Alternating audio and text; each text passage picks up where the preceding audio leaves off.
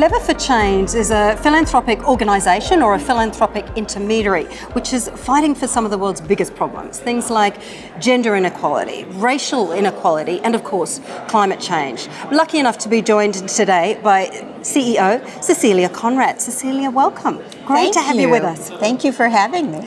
Tell us about Lever for Change. Tell us about the organisation. So Lever for Change was founded 4 years ago. And our goal was to help philanthropists who say they want to give away their money, but are having difficulties because it's hard work. It's hard work to give responsibly. And what we do is offer a tool for them to help them find opportunities that will deliver the biggest impact. And that tool has two parts. First, we run open calls, competitions, for whatever problem they want to work on. But we design these to be open and transparent and equitable, and we design them so that the organizations have as much freedom as possible to define what they want to do to solve that particular problem. So if it's about gender equality, say, what would you do? And so on. So that's the first thing. We run these open calls. We have an external independent panel that evaluates the proposals and gives feedback to each of the organizations. And then we turn to the donor and we say, this is the best set of proposals. And the donor will pick one to fund. But then we have these other great proposals. So we take those other great proposals and we promote them with other funders who are also looking for great ideas. So that generates leverage because the original donor commits some funds, and then we generate other funding from other donors. So it's almost FOMO, isn't it? The fear of missing out. Yes. Is it working? It is working. It is working. In the first 4 years, we have moved $1.5 billion, philanthropic dollars. And what really excites me is that over half of that has come from the other funders, from that, what I call the secondary market, where we've taken the great ideas that we've uncovered and find other funders for them. So what is the model, the actual model that you use to find these funders, these people that do have billions of dollars to give away? Well, we do a lot of outreach. We announce that we're available. We rely on word of mouth among funders. But that's probably one of our biggest challenges right now. It's just letting people know that our service exists, both for those who want to sponsor a competition themselves, but also for those who are looking for opportunities. We've got a database of great ideas, and we curate those great ideas. If someone calls us up and says, I'm interested in honeybees, I'll go through my database and see what do we have that looks at honeybees. That's the kind of breadth that we have. As you noted, we've done challenges on all sorts of topics. So we're a great resource for philanthropists who are looking for help. What is of most interest to philanthropists at the moment, if you look across all of those different areas that you touch and you really hope to have investment on?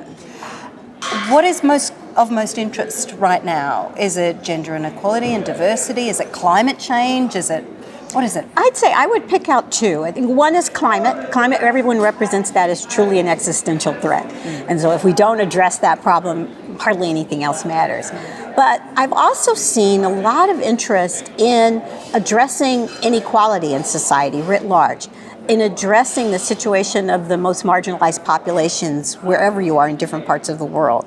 And so the racial equity challenge was a global challenge. The word race tends to be thought of as US-centric, but the way it was defined there was to look at what can we do to reduce inequality and improve the situation, and improve opportunity and agency for the most marginalized populations. So we've seen that show up in almost every one of the challenges we've run as a critical issue for the donor. So you've come all the way from America to Asia. Yes. To talk about these very critical issues here at the AVPN conference. Yes. and the Hazana conference, of course, here in Kuala Lumpur. What are you talking about at the conference? So we're doing a couple things. First of all, it's very exciting because we were last here about 4 years ago when we were just getting started. So it's kind of fun to come back and say, 4 years ago, we were an organization of 6 people and we had this idea.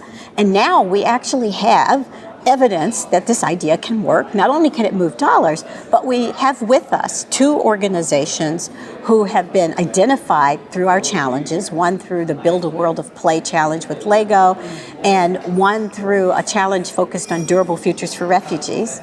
And they're going to join me on the panel and talk about the experience of being part of this and also what impact they're starting to see from the funding they've been able to generate. So it's exciting to show a little bit of this impact. These are organizations working in Asia, and we'd like to expand our footprint here quite a bit more.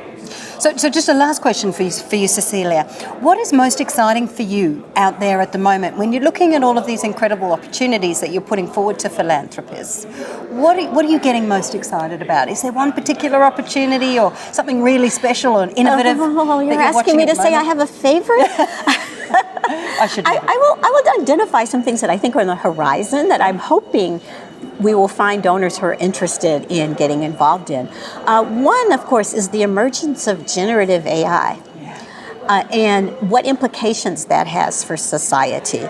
We know that there's going to be some job displacement. Can we be proactive about preparing the places that might be most vulnerable, the jobs that might be most vulnerable for that adjustment, for that technological change that's about to take over?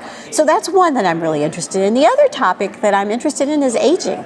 You know, we have in many countries around the world aging populations, and the systems that were in place to manage aging have not only just disappeared in the rich countries where families no longer live as extended units, but it's disappearing in other parts of the world too, where there's just not simply enough young people to care for all the old people. So how are we going to deal with that? So, you know, that may have a personal interest for me, but I think those are two that I'm really excited about. Really, a lot of discussion about AI and generative AI at the moment, and Yes. the role that it's playing in our world, and the fact it's taken us by surprise. Yes, that it's sort of here faster than we thought. Expected. Right. Absolutely. And we're still trying to figure out what's it going to do and how's it going to work. Exactly. Well, Cecilia, we really appreciate your time today.